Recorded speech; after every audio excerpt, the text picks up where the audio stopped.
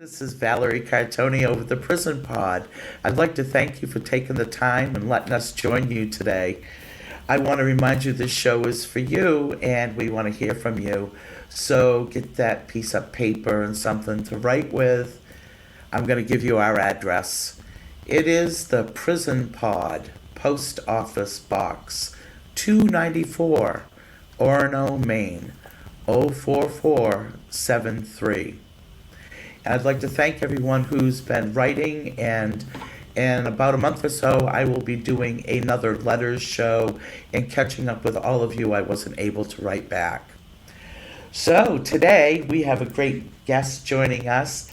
Jessica Lynn is joining us, and she is with Maine Prison Consultants.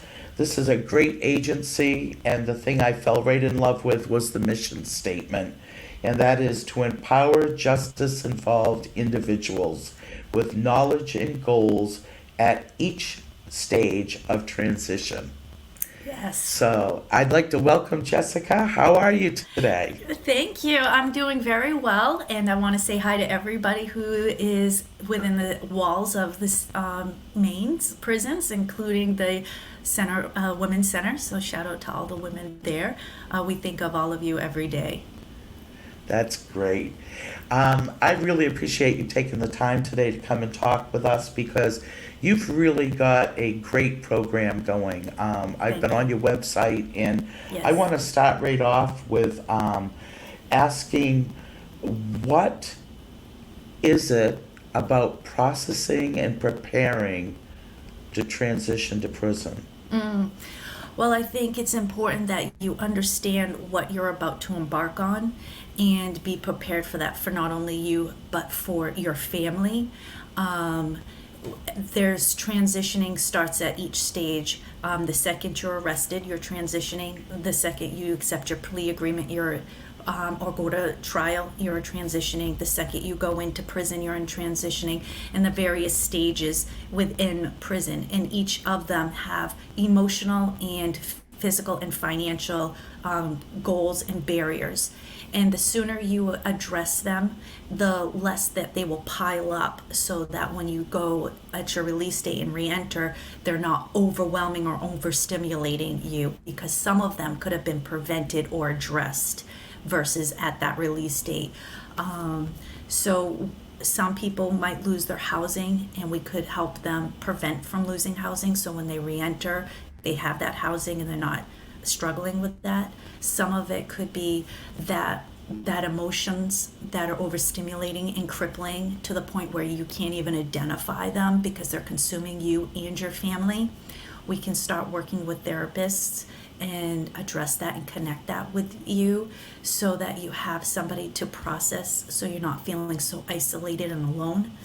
And then to sit there and say, what are your goals and how to utilize the prison system in your best interest, so that you're not walking into prison and needing a month or 6 months or a year to figure out the system and your case plan and how to sign up for classes, so that you're not wasting any of your time.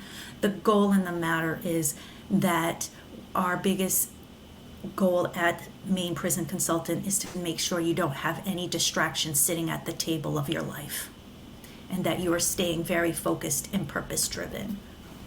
So, when do people call you? Is it like when they first get arrested? Are they waiting to go to court? Are they already in jail waiting? Well, we are open up at bringing on anybody who is from the day they're arrested to even while they're at their release. We opened it up because it's a transition services, and so we can jump on board at any part in time of your transition. But we also work with lawyers, we work with therapists, and and family members and the individuals, and you bring us on board the day you were arrested. And to help you walk through what the heck is happening to me. Because sometimes you might go to a therapist and you might just sit there and go, I don't even know what I'm about to embark on. How do I process that? And that's where we come in and we help in a wraparound setting, help you identify what you need to process with that therapist around those emotions and feelings. When it comes to a lawyer, we can help you understand how those policies are really going to affect your plea agreement, because sometimes our lawyers are wonderful at knowing the law, but they might not truly understand how those laws affect DOC and those policies. So when people come in, think they're not well prepared for that because they don't understand how good time is affected, the home confinement, furloughs, the reentry center, and all of that does have an impact on the length of your stay. And so then we specialize in helping lawyers and that individual understand how policies are going to affect that plea agreement. We also help families so that they can set up those visits, and they're transitioning with that so that there's no arguments, there's no disappointment, there's no not getting to the visits on time, not being appropriately dressed for the visits, so that they're not turned away, which is a very common thing, especially like say the summer. They don't do open shoes, so if people show up in sandals, they're not going to be allowed to go into visits. So we take those into considerations and we help people be prepared. Then we look at the individual and we say, you're going to make it. You're going to do it. You're going to survive this. And then we say, what are your goals? And what are the barriers that you're facing? And these are some ideas to face it right atop. And can we avoid some of those barriers that you will face upon reentry so you don't have to face those? It's important to just know that you're not alone. I love this approach because this is focused on success. Yes. And moving ahead, not Yes. punishment, more punishment. Like, No. oh, well, this is what you get, you know? Mm-hmm. It's much better if you have an understanding of what's going to happen. And I would think that it would also reduce some of the immediate PTSD effects of going Yes. into prison. Yes, we are aware that there's always going to be that anxiety. There's always going to be post-traumatic stress disorder. There's always going to be some shame and guilt, frustration. It's not about taking it away. It's about lessening it so that there's not so much of an impact, so that at each stage of transition, it can be manageable. And it's also taking, instead of a reactive approach and waiting for something to happen, it's taking a proactive approach and trying to lessen or prevent anything that has a negative impact so it can be consistently managed and the recovery process runs smoother. I would think this would benefit society greatly when people come home. It would, and I think it's so that society, I think that's a tough one because yeah, Valerie, we've talked. I think that this is going to help individuals and their families, but with society, I think at each stage that's a different battle of the stigma that is holding on with society and around people who have been incarcerated. The piece about families, I really like the idea that you're working with them too, because a lot of success coming home is keeping that family unit together. Yes. And keeping the relationships with family and friends. And Yes. it's hard to do that if you don't understand how to navigate the system. Absolutely, because when you have a spouse or you have children or you have just other family members, they don't understand what you went through. And one of the surviving mechanisms of prison for everybody is living in a fantasy land of hope. And and that is wonderful to get you through that moment in time. But if it's not sprinkled with reality and you're not continuously grounded, it can set people up for disappointment, and sometimes that's where a lot of families break apart. And you see people who are always together through prison, and then when they come home, the disappointment and the failure causes such additional drama and trauma that it breaks them because they've just held on and there's nothing left of them to go forward. And so I think if we can help families and people who are going incarcerated on that they're both struggling in different ways and neither one is worse better or worse. It's different, and that how can we help them stay connected and how can we help them stay supported? And instead of this breaking them away, it actually can bond them and connect them, and make them stronger in that format. And it's also teaching people, one of the things that people struggle with when getting out is that they feel like they've been forgotten, and everything reminds them of the time that they spent away because they're so busy catching up.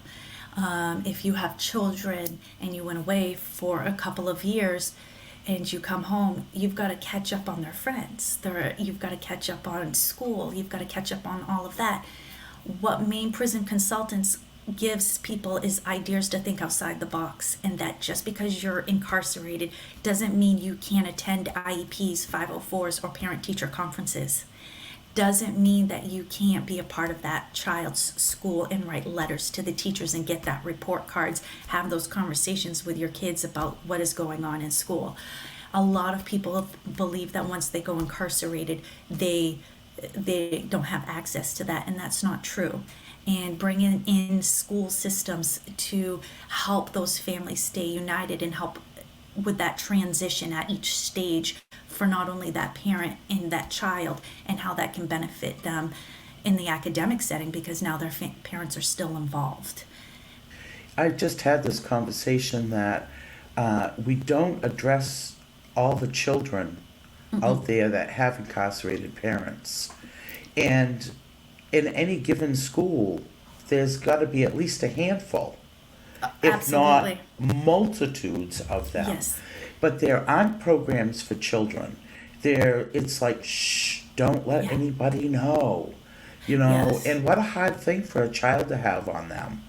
Well, yeah. So I think that this family piece, does it also include how to navigate other kids' parents and Yeah, we do have consultants who are children.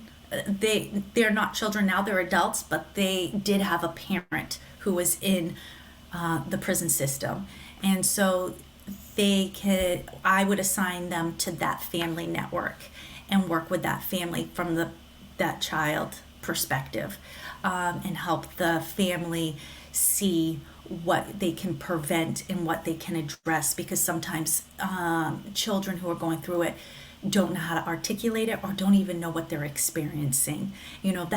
That's one of the things, is sometimes we don't even know what we're experiencing when we're experiencing it. It's not till after we process it that we can go back and say, if I only knew.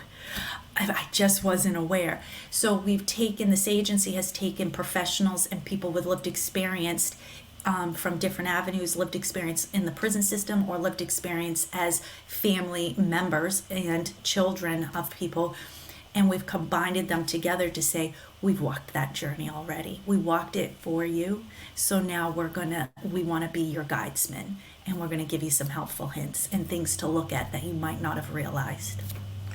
it sounds like you've really built a remarkable team, and you have people that can kind of cover every little area, Yes. to make the whole process not so daunting. Yes, I've been very blessed that I have an interesting background.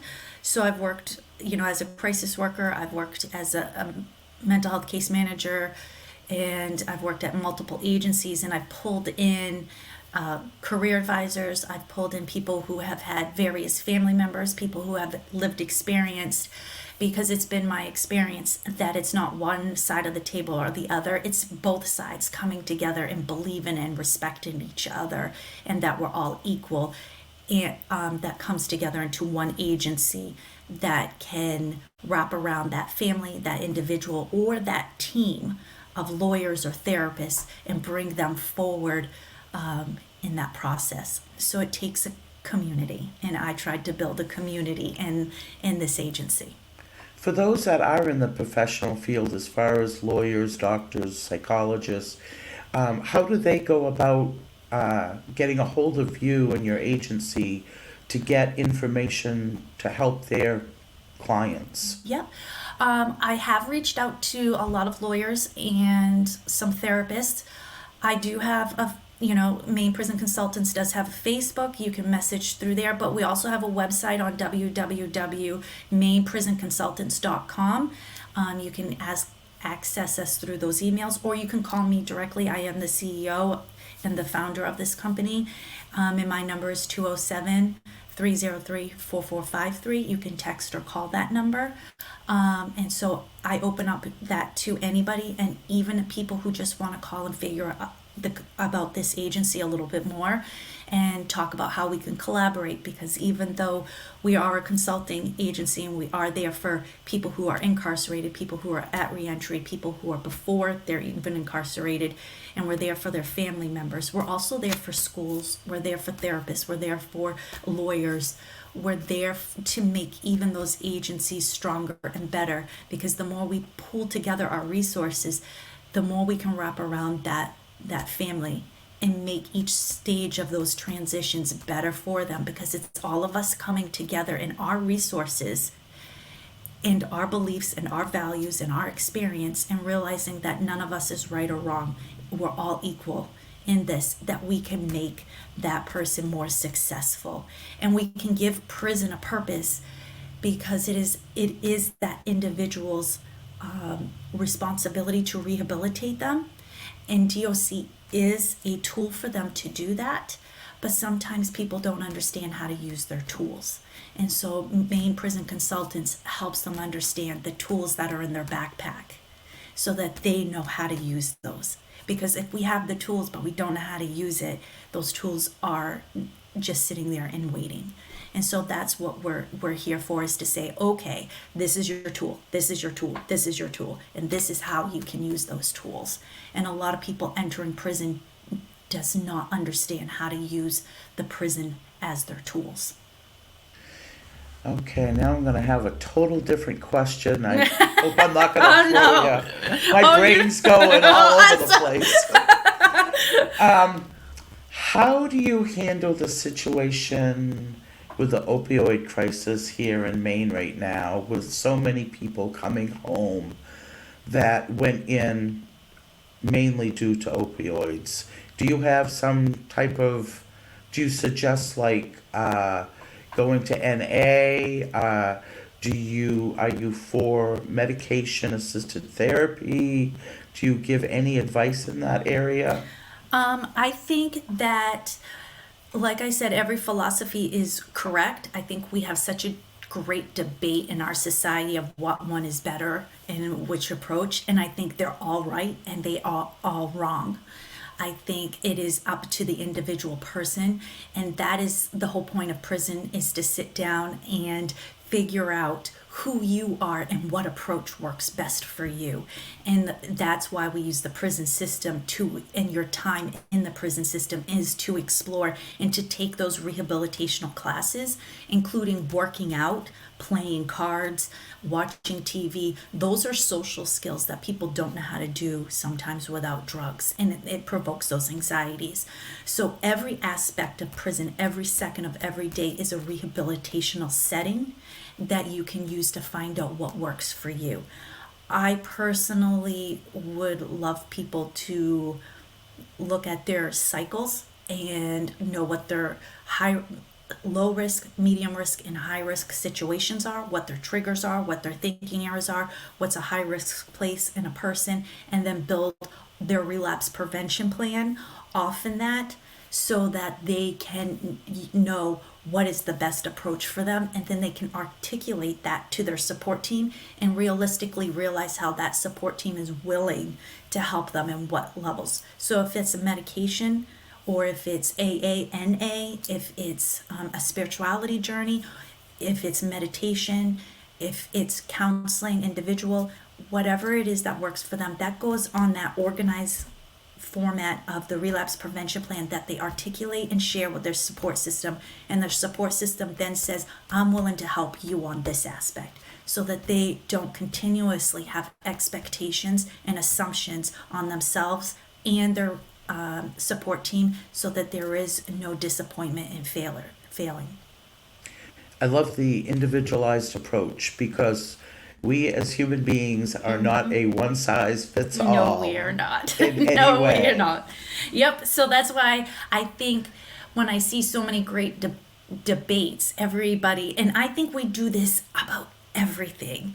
We always feel like our belief is the best and is the right. And the truth of the matter is we're all wrong and we're all right. And what we need to do is stop debating which is the best and come to the table and say, maybe it's a sprinkle of everything. Exactly. And with us sharing, like on platforms such as this, we open up different avenues to take. Yes. Because a lot of people will go to, say, AA and say, it's not for me. Yep. But they found that going to church every Sunday and prayer meeting on Wednesday does. Absolutely. Whatever works. Whatever works. And so when a lot of people come to me and they say, what does Maine Prison Consultants do for me? It's like, it's not black and white. I won't allow black and white. We are gray. We sit down with that individual person and then even that individual person in those support teams, and we talk to them, and we gave that consult free so that we can sit down and talk to them to make sure it's a good fit. But we look at them as an individual. And so what we do for one person, we're not going to do for another because it doesn't fit for that other person. And so it's a very individualized, because crimes are individualized, their length of stay is individualized, where they're going to do their time is individualized, what they're leaving, what they're coming home to, their goals, everything is individualized. So you have to take into looking at that person and their transition as individual and unique and special, and none of it's right or wrong, but none of it can be compared and contrasted with other people. Okay, so if I'm sitting at the Women's Center at Maine Correctional Center listening to this right now and I say, oh, I need to get in touch with her, how do they do it from inside? How do they do it? Well, they have an amazing director of women's program, and Amanda Wolford, who I have a lot of admiration for. They would go to her, they would go to their case manager, and they would say, can you help me? Case managers have websites. They're allowed to have emails. They do Zoom invites. So I would say that they would go to the www.maineprisonconsultants.com website with their case manager, and they would send an email along with their case manager. And I'm always willing to come into the Maine prison at any point in time and do a class, or just to connect with people if that is needed, and to set up, depending on the situation, other consultants if they are more appropriate than myself. And how about, like, if someone's at Maine State Prison, would they go through that same process? Absolutely. And we would truck ourselves right up there. Or the great thing that we talked about, how COVID, we can do amazing things and support right through Zoom meetings and phone calls and emails as well. So yes, we can wrap right around the Department of Corrections and help unify with them if that is a choice that is wanted. We are very flexible and very open to adjusting to that individual family or person or agency or lawyers, whatever we can do to help out. We're here. Anybody can reach out to us. Okay, and I have one other question, because people are gonna, I can hear the emails and letters coming now. How do people go about paying for this? Is it extremely expensive, like going to a lawyer, or how, like a lot of times somebody who's sitting in jail right now, they don't have a lot of resources, what would they do? What we do is we do sliding scale fees, and part of that free consultation is we would sit down with that individual. We are also working for families and individuals who can't afford. We are looking at like scholarships and to cover their services. We are working with outside agencies that will do that for us. So we would discuss that with them at that consult, and we would look at them to see how we can still support them, because money, though we want people to invest in themselves and in everything along that line, we do understand that especially individuals who are incarcerated, money is tight, but that doesn't mean that they shouldn't get services or support. So we're willing to have that conversation at the first free consult. Absolutely. Okay, great. So, and that is one thing I did want to mention is you do have a free consultation up front, and everyone gets on board as to what the services are that are Yep. available and what the cost of that would be. Yeah, absolutely. And then Awesome. from that, we might be open, and they might look at us and say, "Ah, it's just not worth it." We want to respect that. But at the same time, everybody will walk away from that free consultation a little bit wiser too. Have you had some people that you have said, I don't really think they're serious, as far as turning anyone away? Nope, never. Awesome. What I have is that a lot of people, especially people who have been arrested and haven't gone into prison yet, we go a little bit slower for that individuals because unlike individuals who are incarcerated or at that re-entry section, the individuals who have been arrested and not entered into prison, they are floating. And what I call it is floating. They're so overwhelmed with their emotions that they're almost emotionally detached from their body. So we take a little bit longer with them because the information we give is just so overwhelming and not real to them yet. So those sessions that we work with those individuals and sometimes family members take a little bit longer because we go a little bit slower to respect that they need help grounding because they're just detached right now. And anybody who has gone through that stage can understand that nothing in your life at that moment in time is real. And you feel like you're in the twilight zone and you feel like you're floating. And though you're listening, you're not comprehending. And though you're comprehending, it's not real. And so that stage of transitioning is going to be completely different. And that's why we are a transition agency versus a reentry agency. And that's why we say that's important, because that, if you get stuck in that section, you get behind. And this is one important reminder. A lot of people feel alone when they're inside. Yes. That there's nobody in the world that cares, but guess what? We You've do. got two people right here that Yeah. we're taking our time because we care about you and we want you to be successful and we Yes. want you to live happy lives, and that's why we're here. And more important is that one, we believe in each and every one of them, and two, we didn't forget them. That's a great way for us to wind things up. I'd like to thank you so much, Jessica, for joining us. Thank you so much, Val. The information you have